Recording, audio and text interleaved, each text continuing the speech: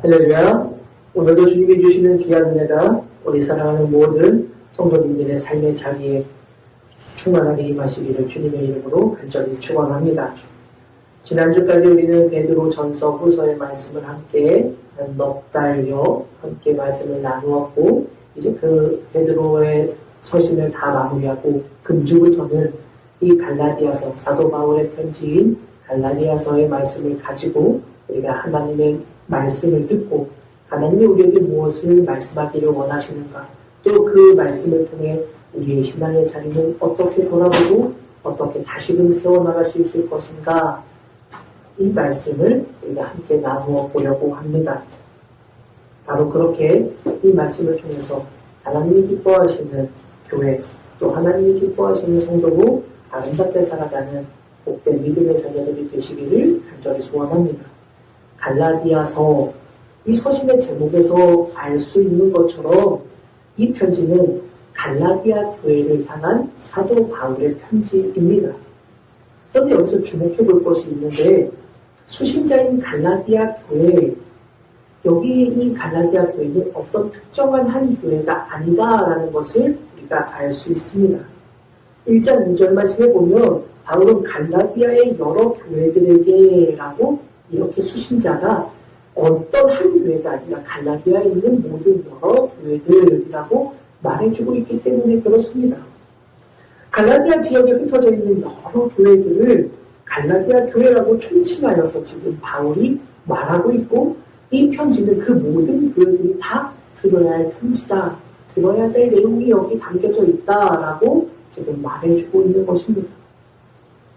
사도 바울은 많은 교회들, 특별히 갈라디아에 흩어져 있는 많은 교회들이 지금 이 편지를 통해서 하나님의 말씀을 듣고, 이 편지를 통해서 믿음의 삶에서 분명하게 얻어야 될 교훈들, 그들이 살아가야 될 신앙적인 권면들이 바로 여기에 있다라고 말해주고 있는 것입니다.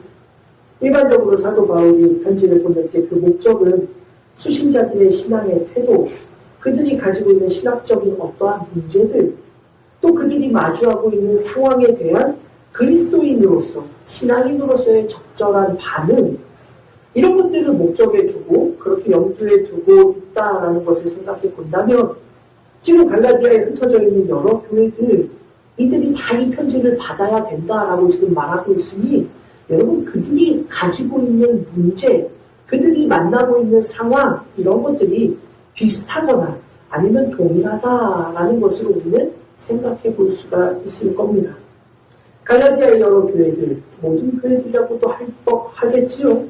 이 교회들이 듣고 깨달아야 할 문제들이 바로 여기에 담겨져 있다. 그러니 어떤 한 개체 교회의 문제라는 것이 아니라 갈라디아 지역 전체에 광범위하게 적용될 만한 문제들이 갈라디아서 이 안에 대두되고 있다라는 것을 우리가 염두에 두고, 그리고 이 말씀을 우리가 함께 나누어 보기를 바랍니다. 서신의 서두 3절에 보면 사도 바울은 갈라디아 교회, 여러 교회들을 향해서 우리 하나님 아버지와 주 예수 그리스도로부터 은혜와 평강이 있기를 원하노라 라고 말하면서 수신자들을 축복하면서 편지를 시작합니다. 또한 예수 그리스도의 십자가의 은혜를 찬양하면서 그렇게 편지를 이어가고 있습니다.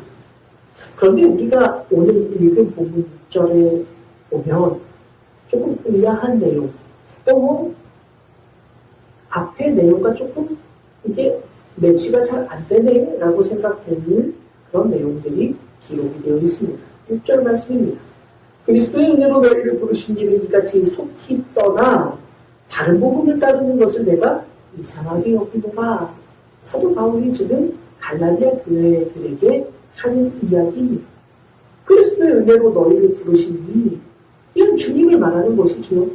주님의 그 은혜를, 주님을 이렇게 속히 떠나 다른 복음을 따르는 것을 내가 이상하게 여긴다. 바울이 이렇게 말합니다. 지금 사도 바울은 너희가 다른 복음을 따르는 것을 보니 내가 이상하게 여겨진다라고 지금 말하면서 이 편지의 이유, 이 편지를 쓸 수밖에 없었던 이유, 목적이 바로 여기에 있다는 것을 우리에게 알려줍니다. 이 말을 공동번역 성경에는 우리가 조금 더 이해하기 쉽도록 쉽게 잘 설명해주고 있는데 바울이 갈라디아 교회를 향해서 이렇게 말했다라고 번역해주고 있습니다.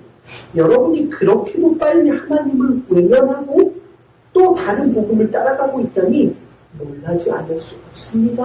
라고 공동번역 성경은 이렇게 번역해 줍니다. 지금 갈라디아 교회가 하나님을 외면하고 있다. 하나님의 진리의 복음을 떠나서 다른 복음을 향해서 그렇게도 빨리 나아가는 모습을 너희가 지금 가지고 있다. 그것을 보니 너무나도 놀랐다라고 바울이 말하고 있다는 이야기입니다. 더 나아가서 이 떠나라는 이 단어는 여러분 자리를 이동하다, 옮기다라는 의미입니다. 그래서 이것이 바꾸다, 대치하다라는 의미로도 사용됩니다. 그럼 여러분 이 말을 잘 생각해 보세요. 단순히 내가 여기서 이쪽으로 떠난 거 이런 게 아니라 자리를 옮겨버린 거예요. 내 자리를, 내 신앙의 자리를 지금껏 살아오던 내 믿음의 자리를 옮겨버린 겁니다. 그래서 이 말 속에서 파생되어서 내 신앙의 자리를 다른 것으로 대치해버린 것, 바꾸어버린 것이다 라고 바울이 이야기하는 겁니다.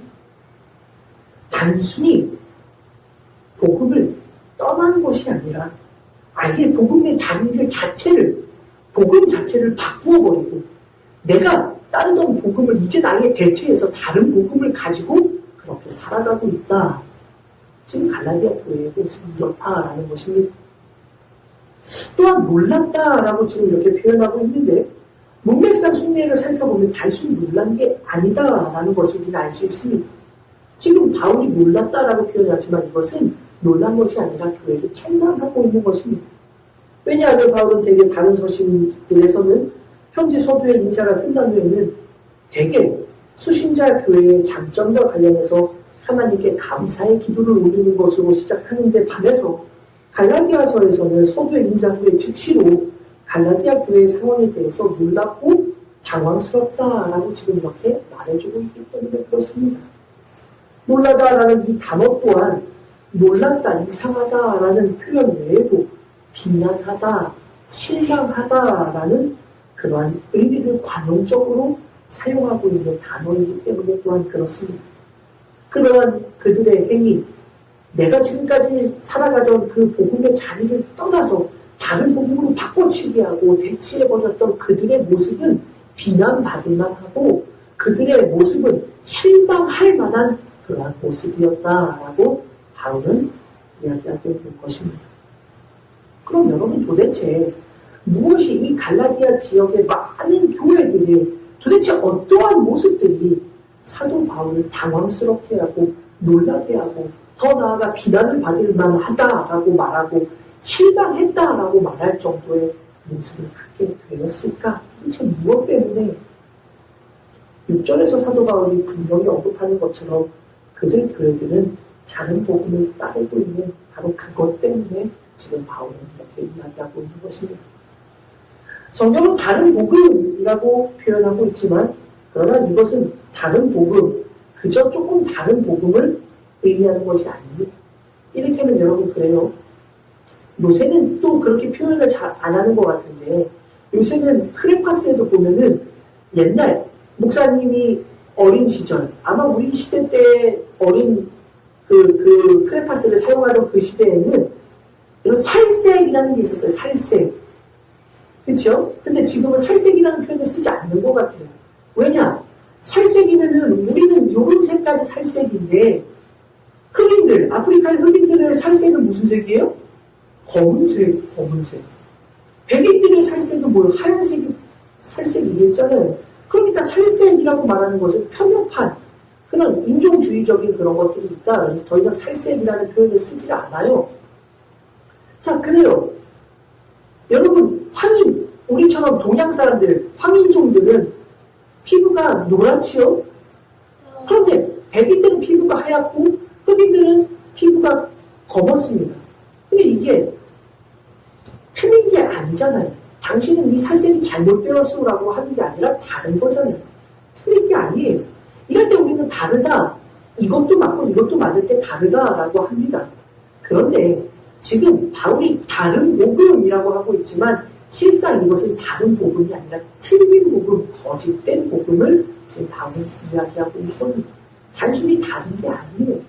이것도 일부분 이것도 인정할 수 있어 라고 말하는 게 아니에요. 왜냐? 바울이 오늘 본문에서 분명히 말하고 있는 것이 있기 때문에 그래요. 뭐라고 이야기합니까? 7절에 다른 복음은 없나니? 그래요. 다른 복음은 없다. 전혀 없다. 다만 어떤 사람들이 너희를 교란하여 그리스도의 복음을 변하게 하려 합니다. 그러니까 그 다른 복음이라는 건 뭐예요? 원래 없는 거예요. 그들이 전하는 다른 복음이라는 건 뭐예요? 너희들이 교란하게 해서 미혹시켜서 흔들리게 해서 혼란스럽게 해서 어떻게 한다고요? 그리스도의 복음을 변질시키기 위한 것이다 라고 지금 말하고 있는. 그러니 다른 복음이 아니라 이것은 거짓 복음이라는 것입니다. 거짓 복음을 그들이 쫓아서 내 진짜 복음의 자리를 벗어 던지고 버려버리고 거짓된 복음의 자리에 지금 놓아져 있으니 바울이 이야기한 게 이해가 되는 겁니다. 그들이 지금 진짜 복음, 예수 그리스도의 진짜 복음을 버려버리고 거짓된 복음의 자리에 놓아져 살아가고 있으니 그것은 여러분 비난받을 만한 일인 것이고 그것은 실망스러울 만한 일이 마땅한 것이 되는 거지요. 그래서 지금 바울은 이런 이야기를 하고 있는 것입니다.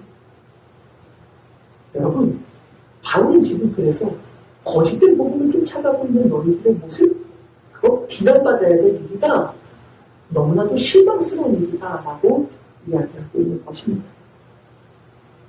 다른 복음은 절대 있을 수 없다라고 단호하게 말하고 있는 바울의 모습 속에서 이 문장에 분명한 강한 어조를 우리는 알 수 있습니다. 그럼 여러분, 바울은 강경한 어조로 비난하고 실망스럽다라고 말하면서 다른 복음에 대해서 거짓된 바로 그 복음을 책망하고 끄집어냈다라는 것입니다. 사랑하는 여러분, 우리도 분명히 알아야 합니다. 여러분 기억하십시오.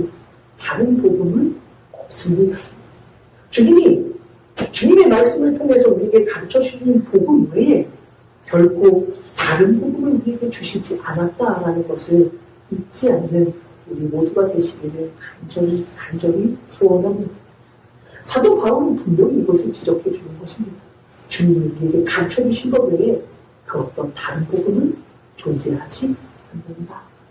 그러면서 교회를 향해 엄히 경고하고 있는 것입니다. 우리를 향하신 하나님의 그 크신 사랑으로 예수 그리스도를 우리에게 보내주셨고 예수 그리스도께서 십자가에 달려 죽으시고 부활하심으로 우리에게 영원한 생명을 허락해 주셨다. 라는 이 분명한 진리 외에는 그 어떠한 것도 복음이 될 수 없다. 이것이 아닌 것은 복음이 아니다. 라고 분명히 힘주어 말하고 있는 것입니다. 그러니 여러분 우리도 기억하십시오. 이 복음에 다른 복음은 없습니다.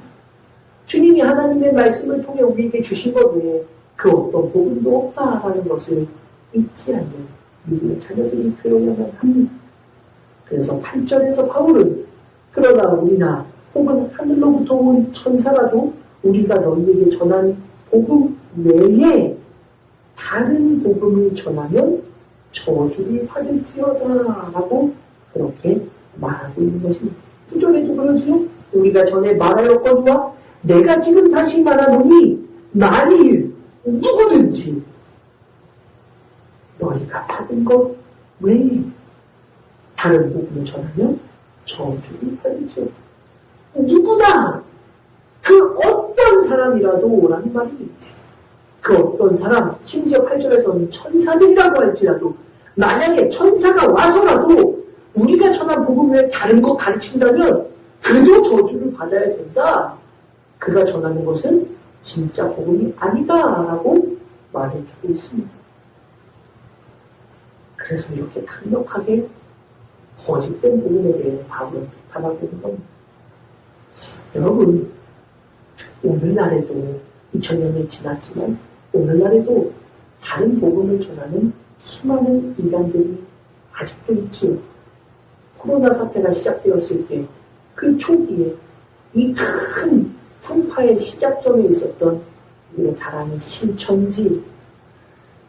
여기 신천지만이 아니죠. 영화의 진리, 다양한 제칠이 안식이 많잖아요. 이름 대기도 저기한 많은 이단들이 있잖아요. 그런데 여러분, 이단들 중에서도 자신을 그리스도다 혹은 재림주다라고 말하는 이들이 있는 그러한 종교는 의심의 여지 없이 저건 이단이야 라고 우리는 분명히 지칭할 수 있지요. 그런 이단들 우리는 분명히 배격할 수 있을 겁니다. 근데 여러분, 그런 이단들만이 우리가 배격하고 거부해야 할 이단의 전부가 아니라는 것을 우리는 기억해야 합니다. 오늘 본문을 통해서 생각해 볼 것은 진짜 이단은 그런 교주들이 내가 그리스도다라고 말하는 그런 교주들이 있는 이단만이 전부가 아니다라는 것을 우리에게 알려주고 있는 본문의 말씀입니다. 우리가 진짜 주의해야 할 것, 진짜 경계해야 할 이단들, 거짓 복음은 무엇이냐? 우리의 믿음과 복음을 교묘히 바꾸어 다른 복음, 아니 거짓 복음으로 바꾸어 전하는 그러한 이들이라는 것을 오늘 본문은 알려주고 있는 겁니다. 이들은 복음의 근본 진리를 왜곡하고 훼손해서 복음이 아닌 다른 것으로 바꾸어버리는, 변질시켜버립니다. 갈라디아 교회들에도 지금 교회 안에 복음이 아닌 요소들을 전하고 있는 악한 무리들이 있었다라는 것을 우리는 알 수 있습니다. 갈라디아서의 기록 목적이 바로 여기에 있습니다. 다른 복음, 아니 거짓된 복음에 대한 그런 이야기입니다. 거짓된 복음. 오늘 이것을 우리는 좀 주의 깊게 살펴보려고 합니다. 이후에 여러분, 갈라디아 교회가 마주하고 있는 문제들, 그 상황 속에서 신앙적인 바울의 권면, 이것들은 계속해서 우리가 갈라디아 교회의 그러한 편지를 계속해서 살펴보면서 우리가 더 충분히 우리가 이해해보고 함께 나눠보겠지만, 오늘 본문에서 우리가 분명히 생각해 볼 것은 이 거짓 복음은 과연 무엇인가? 그리고 왜 그들 가운데 그렇게 찾아오고 왜 그들은 그렇게 그 거짓 복음을 전하는데 지금까지 가지고 있던 복음을 너무나도 쉽게 벗어 던져버리고 속히 떠나서 아주 빨리 떠나버려서 그 거짓된 복음 옆에 자신을 던져버렸을까? 오늘 우리는 그것을 생각해보고 말씀을 나눠보려고 합니다.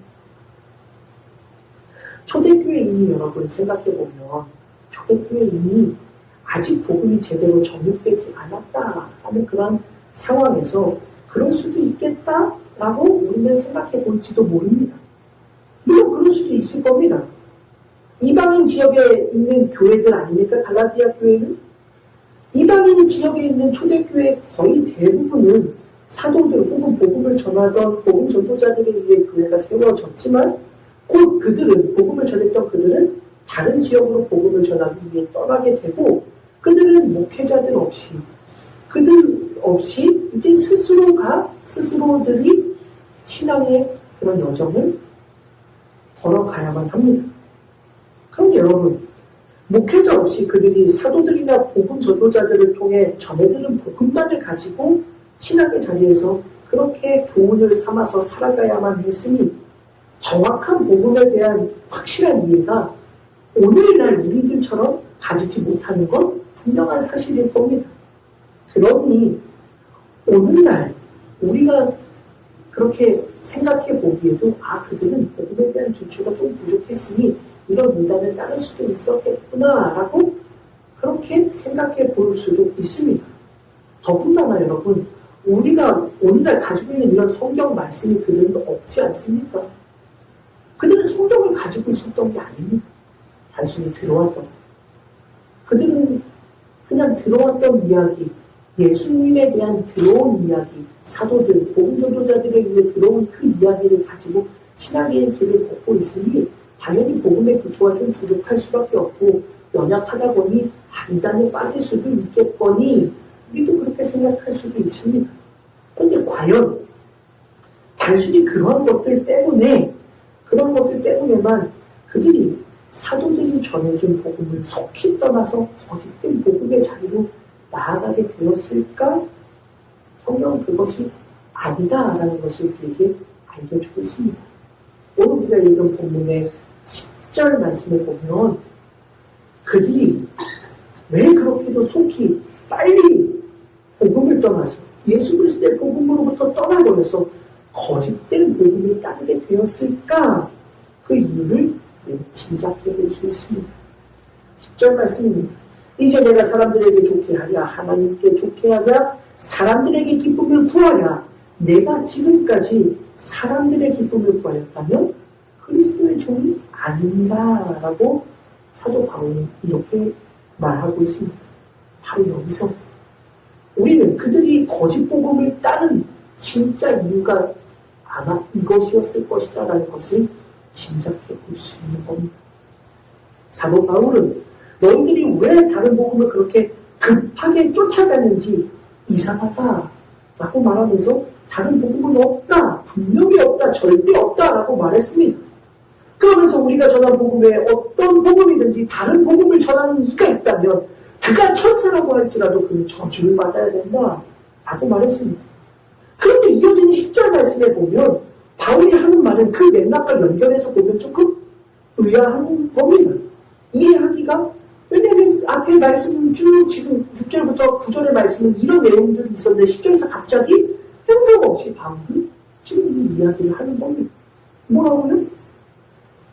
뭐라고 이야기했습니까? 이제 내가 사람들에게 좋게 하랴 하나님께 좋게 하랴 사람들에게 기쁨을 구하랴 내가 지금까지 사람들의 기쁨을 구하였다면 그리스도의 종이 아니구나 라는 이 이야기가 6절, 7절, 8절, 9절까지 있던 내용과는 너무나도 연관성이 없어 보이는 이야기가 10절에 나와있기 때문에 그렇습니다. 이상하지요. 저주를 받을 거야. 다른 복음을 전하는 이들은 천사라고 할지라도 저주를 받아라고 했는데 이어지는 말씀에서 나는 사람의 기쁨을 위해서 일하지 않아. 그랬다면 내가 지금껏 사람의 기쁨을 위해서 그렇게 일했다면 난 그리스도의 종이 아니야 라고 바울이 갑자기 뜬금없이 이 이야기를 하니 왜 이 이야기를 할까? 이해가 되지 않기도 합니다. 문맥상 맞지 않은 것 같은 이 이야기는 사실 두 가지 차원에서 바울이 이야기하고 있는 것입니다. 하나는 바울의 사도의 정체성에 대한 것인데 이것은 다음에 우리가 살펴볼 수 있을 겁니다.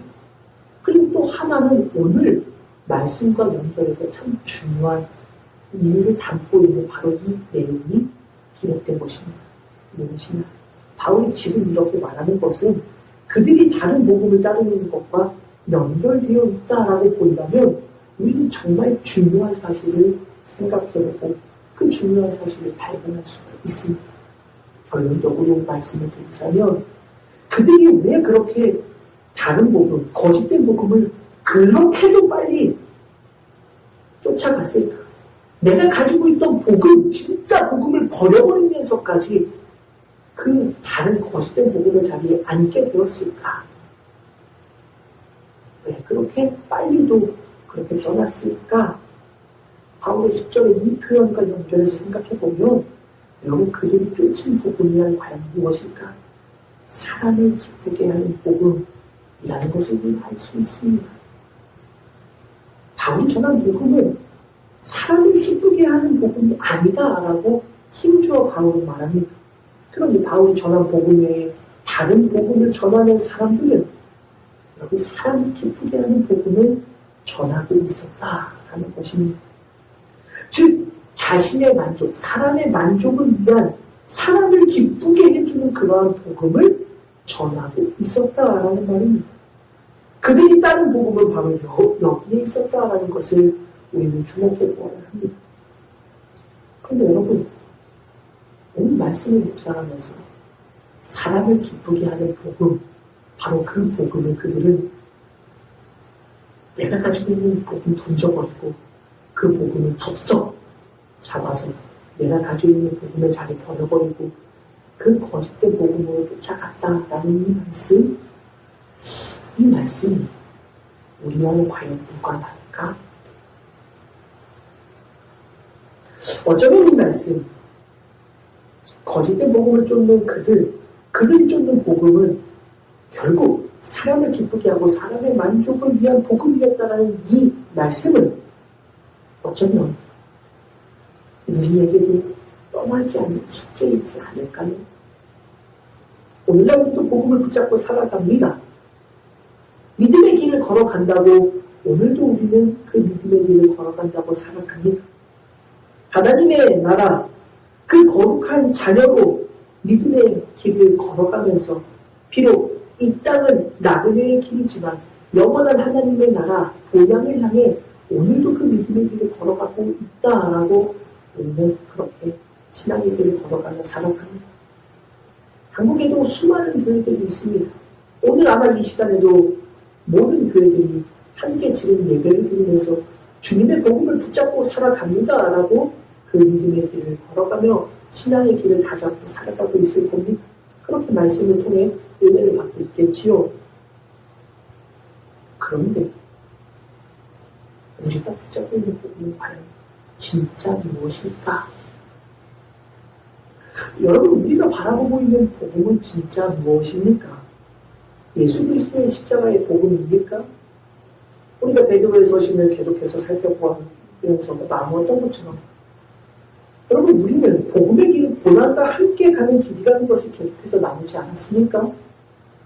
그것이 하나님의 뜻이라고 우리에게 가르쳐주지 않았습니까?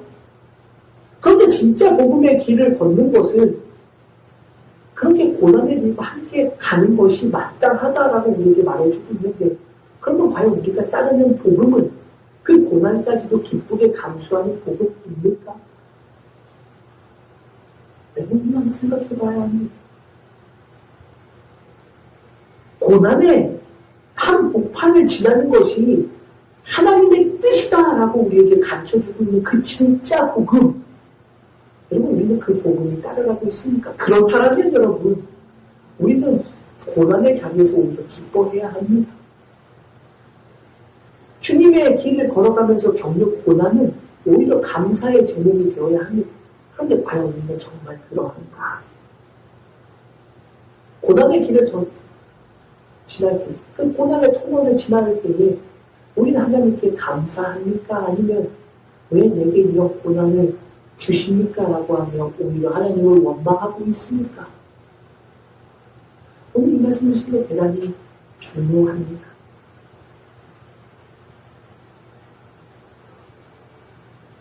우리가 함께 말씀을 나눈 것처럼 진짜 복음을 따르고 있다면 고난의 자리에서 도리어 우리가 진짜 복음의 길을 걷고 있기에 기뻐하고 감사하고 하나님을 찬양해야 하는데, 과연 우리의 신앙의 자리는 진짜 그렇게 고난의 자리를 통해 하나님께 영광 돌리고 기뻐하고 감사하며 찬양하며 그렇게 신앙의 길을 걸어가고 있느냐? 아니면 고난을 지날 때 오히려 하나님을 원망하고 왜 내게 이런 고난이 찾아옵니까?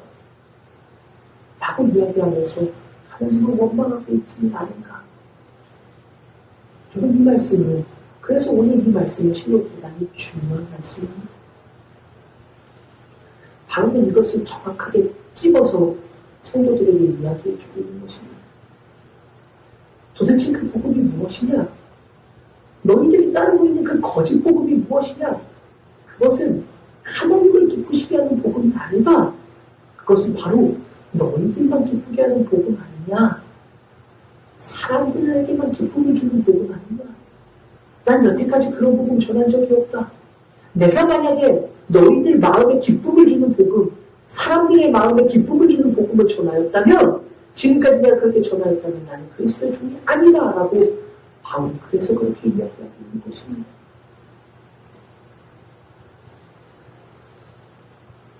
사랑하는 여러분, 우리의 신앙의 자리에서 때로 우리는 세상에서의 성공과 맞물릴 때 그것이 복음이라고 바라본 적은 혹시 없었습니까? 믿음의 길이 이 세상의 것을 채워주는 것으로만 그렇게 바라보며 복음을 붙잡고 살아가고 있지는 않았습니까? 믿음의 길을 잘 걸어가면 이 세상에서 성공한다더라, 형통하게 하신다더라, 하나님이 축복 주신다더라, 하나님이 다 채워주신다더라, 건강하게 해주신다더라, 내 자녀들 형통하게 해주신다더라, 이것이 복음이요 라고 우리는 말하고 그것이 복음이라고 붙잡고 살아가면서 여러분 오늘 우리의 신앙의 길을 그렇게 걸어갈 때가 있지 않았습니까? 복음의 길이 고난과 붙잡혀서 함께 가는 것이다라고 우리에게 가르쳐 주셨는데 아니요. 복음은 내 삶을 윤택하게 해주는 것이 복음이어야지요. 내 자녀 손들이 잘 되는 것이 복음이어야지요. 어찌 고난이 복음입니까? 어찌 고난이 고통이 우리의 복음이 됩니까? 라고 말하면서 우리는 내 마음을 만족시켜주는 것이 복음입니다. 라고 말하면서 그렇게 살아가고 있지는 않았습니까? 말씀을 묵상하면서 저는 목회자이니까 그렇다면 목회자의 입장에서는 말이에요. 이 말씀을 바울처럼 한번 생각해 보는 겁니다. 바울이 말하고 있지 않습니까? 나는 지금껏 사람들 기쁘게 하는 복음 전한 적 없다. 만약에 내가 그렇게 전했다면 나는 그리스도의 종이 아니다. 이 말씀을 저에게도 스스로 물어보면서 말씀을 준비하면 저 스스로에게도 물어보는 겁니다.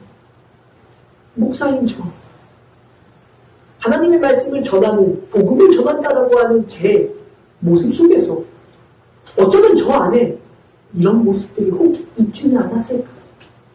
하나님을 기쁘시게 하는 복음을 전하기보다 사람들 마음 만족시키는 복음, 사람들 마음 기쁘게 해줘서 사람들이 정말 좋았어요 라고 말하는 것, 그것이 복음이요 라고 말하면서 복음을 전한 적은 없었을까?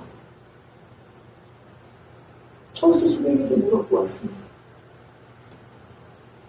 사람들 귀에 듣기 좋은 것들만 전하면서 사람들 마음을 만족스럽게 해주는 것 전하면서 이것이 주님이 우리에게 가르쳐주신 복음입니다 하고 말하는 신앙의 자리에서 복음을 선포한 적은 없었을까? 목회자로서 만약 그렇다면 난 그리스도의 종이 아니다 라고 말했던 바울의 이 표현, 저희들이 두렵고 떨림이 되는 그러한 말씀이라는 것을 저 스스로도 깨닫게 되었습니다. 사랑하는 여러분, 신앙의 길을 걸어가는 여러분 성도들의 신앙의 자리 또한 마찬가지입니다. 여러분은 무엇을 복음이라고 생각하십니까? 하나님을 기쁘시게 하는 것이 복음입니까? 아니면 내 만족을 채우는 것이 복음입니까? 하나님의 영광을 위해 드러내는 것이 복음입니까? 아니면 내 유익을 채워주는 것이 복음입니까? 여러분, 언제부턴가 복음이 주님을 위한 것이 아니라 사람을 위한 것으로 계속해서 바뀌어가는 것 같습니다. 그래서 여러분, 하나님의 말씀을 전한다고 하는데 그 하나님의 말씀을 전하는 자리에서 이 세상의 성공의 길을 어떻게 하면 성공할 수 있는가를 전하는 것이 복음이라고 전하는 그러한 강단도 있습니다. 어떻게 살아가면 내 삶이 윤택해지는가를 전하는 그것이 복음이라고 말하는 그러한 자리도 있습니다. 어째부터인가? 복음이 주님을 위한 것이 아니라 사람의 만족을 위한 것으로 바뀌어버린 그러한 시대를 오늘 우리도 살아가고 있다는 것을 깨닫게 됩니다. 사랑하는 여러분, 그러나 그것은 복음이 아닙니다. 그것은 다른 복음이 아니라 거짓된 복음이라고 우리에게 말해주고 있습니다. 그 복음을 전하는 자는 저주를 받을 것이고 그 복음을 따르는 자는 비난을 받아야 하고 실망스럽기 그지없는 책망을 받아야 된다라고 바울은 이야기해주고 있습니다. 사랑하는 여러분, 오늘 이 말씀을 통해 우리 스스로도 돌아보시기를 주님의 이름으로 간절히 부탁을 드립니다. 우리가 따르는 복음이 사람을 기쁘게 하는 복음이 되어서는 안 됩니다. 내 만족을 채우는 것이 복음이 되어서는 안 됩니다. 내 귀에 들리기에 좋은 것이 복음이 되어서는 안 됩니다.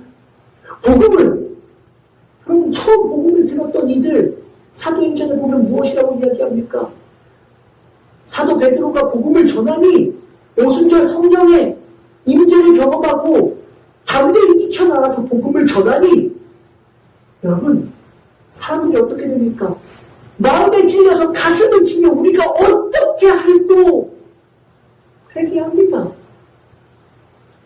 그들의 마음에 찔림이 있고 그들의 마음에 복음은 찔림이 되고 복음은 회개가 되고 복음은 가슴을 치는 것이 되었는데 여러분 언제부터가 복음이 말입니다. 듣기에 좋아. 너무 좋아. 그것은 복음이 아니다. 라고 우리에게 말씀해 주고 있습니다. 사랑하는 여러분, 오늘 이것을 기억하는 믿음의 자녀들이 되십시오. 복음은 하나님을 기쁘시게 하는 것이 복음입니다. 사람을 기쁘게 하고 사람의 마음을 만족시켜주고 사람의 귀를 듣기 좋게 해주는 것은 복음이 아니다라는 것. 저도 이 사랑하는 성도님들도 기억하시면서 진짜 복음을 붙잡고 그 진짜 복음을 가지고 아름답게 믿음의 길을 걸어가는 이 사랑하는 주님께 모든 성도님들이 되시기를 주님 간절히 축원합니다. 기도합니다. 하나님 감사합니다. 오늘 주신 말씀을 깊이 새기게 하여 주옵소서. 하나님, 복음은 사람의 마음을 만족시키는 것이 복음이 아니라는 것을 이제 깨닫게 하시니 감사합니다. 내 귀에 듣기 좋은 것이 복음이 아니라는 것을 복음은 하나님을 기쁘시게 하는 것이 되어야 한다는 것을 이제도 깨닫게 하시니 감사합니다. 주님, 이제부터는 바로 그 복음을 전하고 바로 그 복음을 듣기를 원하는 믿음의 자녀들로 살게 하여 주옵소서. 주님이 함께하여 주시고 붙들어 주셔서 그 복음만을 붙잡고 이 세상 살아갈 수 있도록 힘주시고 능력 주시기를 간절히 소원합니다.